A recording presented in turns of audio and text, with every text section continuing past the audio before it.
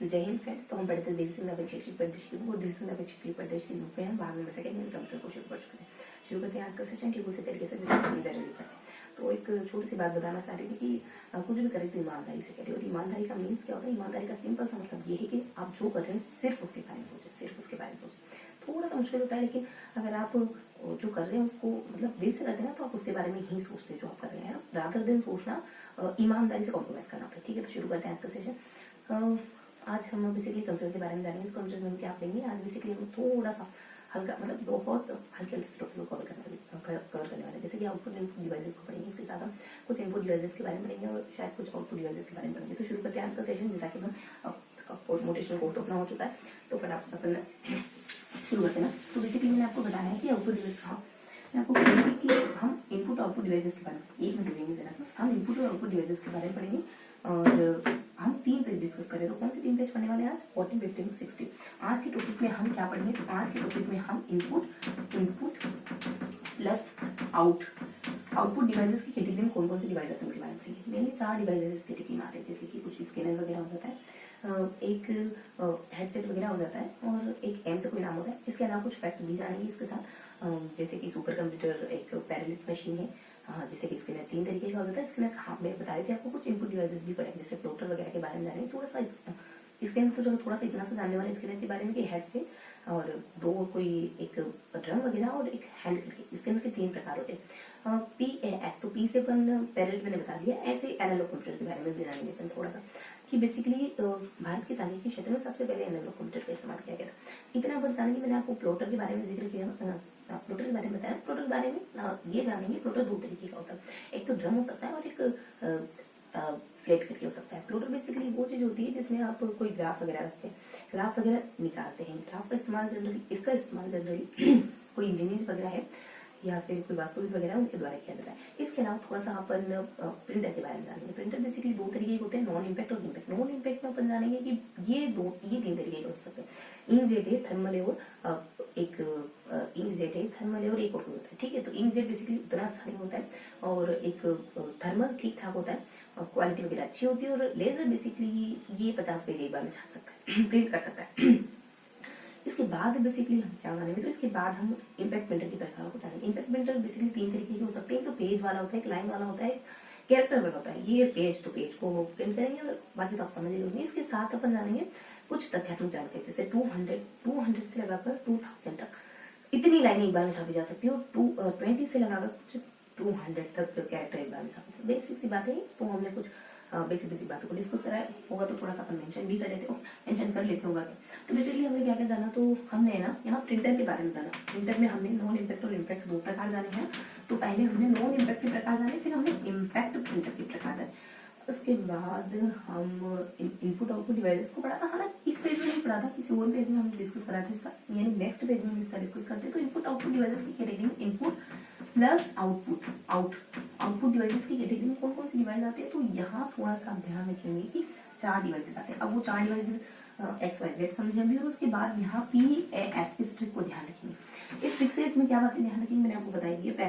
Parallel machine है, पहला super computer, analogue computer का इस्तेमाल सबसे पहले सांख्यिकी क्षेत्र में किया गया था। और ऐसे स्कैनर के 4 प्रकार ध्यान रखें। मुझे कुछ ध्यान आ रहा है कि हमने यहाँ है ना इम्पैक्ट प्रिंटर और नॉन इम्पैक्ट को डिटेल से जाना था। फिर हमने प्लॉटर के बारे में जाना था। प्लॉटर के बारे के बारे में जानते हैं ना। बेसिकली प्लॉटर 2 तरीके का हो सकता है, एक तो ड्रम और एक फ्लैट करके। ड्रम और फ्लैट करके हाँ मैं कुछ बता रही थी आपको। प्रिंटर जो नॉन इम्पैक्ट प्रिंटर होते हैं ना, उनके वो बेसिकली आवाज वगैरह नहीं करते, इलेक्ट्रॉनिक होती है इस वजह से। ड्रम हो जाता है और एक फ्लेट वगैरह हो जाता है ना, फ्लेट वगैरह हो जाता है। ये बेसिक बात है इनके बारे में। इसके अलावा हम और क्या जानते हैं? तो ये बेसिक बात है जो हमने 2 पेजेस को मेनली हमने 2 पेजेस को डिस्कस कर लिया। 3rd पेज पे जाए तो हम सूचना प्रौद्योगिकी के प्रयोग को पढ़ते हैं। सूचना प्रौद्योगिकी के प्रयोग में हम थोड़ा सा ईमेल को डिस्कस करेंगे और फिर लास्ट में एक्चुअली मेरे को ना आपको पेजेस वाइज भी बताना चाहिए था मुझे, क्योंकि बहुत से बच्चे जो उनको नहीं पता है कि अपन बुक पढ़ रहे हैं ना, एग्जैक्ट बुक पढ़ रहे हैं। तो अपन 14, 15 और 16 ये 3 पेज पढ़ रहे हैं, पेजेस वाइज डिस्कस करते हैं। मैं कोशिश करूंगी कि अगली बार से हम थोड़ा सा जनरल डिस्कशन करें ताकि आप अच्छे से समझ पाए। तो मेल है।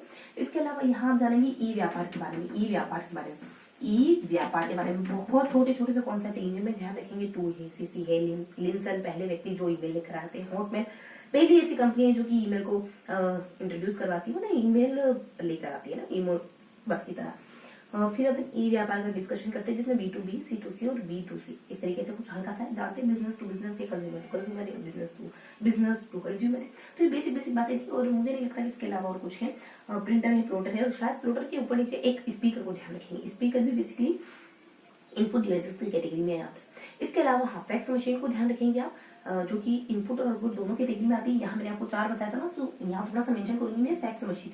क्या फैक्स मशीन, इसके अलावा कुछ 3 और नाम है बहुत बेसिक बेसिक से। एक आप हेडसेट ध्यान रखेंगे, एक फैक्स मशीन ध्यान रखेंगे, इसके अलावा कोई 2 और नाम है माइंड में रखेंगे। अब थोड़ा सा अपन एमसीक्यूज क्वेश्चन को कवर करेंगे। तो एमसीक्यूज क्वेश्चन में कुछ 20 से 30 तकरीबन 20 एमसीक्यूज लेके आई थी आपके लिए। तो शैक्षिक कंप्यूटर प्रयुक्त किया जाता है शोध उपकरण शिक्षण और प्रबंधन के लिए। और संप्रेषण हेतु क्या जरूरी नहीं है, तो देखो दाता होना, संवाददाता होना, संप्रेषण दाता होना, संप्रेषण ग्राही होना और माध्यम होना, ये तीनों चीजें जरूरी है। दादा दिन कुछ भी आए तो आप टिक कर सकते हैं। वीडियो कॉन्फ्रेंसिंग निम्न, अच्छा ये हमने कभी पढ़ तो नहीं पढ़ा। वीडियो कॉन्फ्रेंसिंग को निम्न प्रकार के संचार में प्रयोग किया जा सकता है, दृश्य छवि या दो तरफा।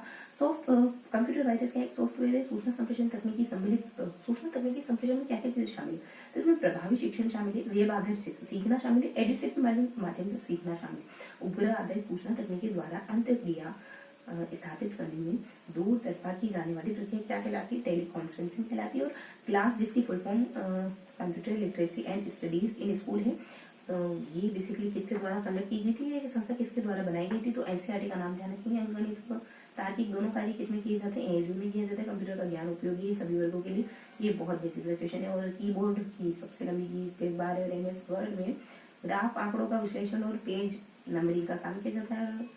कक्षा कक्ष में विभिन्न स्वरूप कौन से हो सकते हैं, अच्छा कक्षा कक्ष में संप्रेषण के विभिन्न स्वरूप कौन से हो सकते हैं, लिखित मौखिक सांकेतिक ध्यान रखेंगे। आईसीटी से क्या आशय, सूचना एवं संप्रेषण तकनीकी है। और आईसीटी का उपयोग किया जाता है प्रदत्त विश्लेषण में, प्रदत्त व्याख्या करने में, सूचना को एकत्रित करने में, और सीपीयू और कीबोर्ड और मॉनिटर है ना, निम्नलिखित कंप्यूटर के भाग है जो मैंने आपको पहले बता दी। इनके अलावा कुछ आए तो बहुत से भाग है, हालांकि कंप्यूटर शिक्षा एक कंप्यूटर निम्न प्रकार से प्रयुक्त किया जाता है। एक तो शोध में, दूसरा शिक्षण अधिगम में, तीसरा प्रबंध उपकरण में। थोड़ा सा फासले पड़ेंगे है ना। कंप्यूटर की शिक्षा में कंप्यूटर का उपयोग शोध में होता है, शिक्षण अधिगम में होता है, प्रबंधन में होता है, ये तो हम देख चुके हैं। आगे देखेंगे संप्रेषण का काम क्या होता है, मोटिवेट करना, सूचना का आदान प्रदान करना, और शिक्षण व प्रशिक्षण में भी ये काम आता है। कंप्यूटर सहायक अनुदेशन कहलाता है, इलेक्ट्रॉनिक ब्रेन कहलाता है। और एक हमारा सीपीयू है, तो CPU basically full form central processing unit, और रैम की full form random access memory, और वाईफाई को वायरलेस कनेक्टिविटी कहते हैं। थोड़ा सा फास्ट इस वजह से, ताकि अपन ज्यादा से ज्यादा समय का इस्तेमाल कर सके। ठीक है, लास्ट क्वेश्चन आपसे पूछूंगी वाईफाई की फुल फॉर्म क्या है। मिलते हैं इसी अगले सेशन में, तब तक के लिए हंसते मुस्कुराते रहिए, दिल से पढ़ाई करते रहिए। जय हिंद।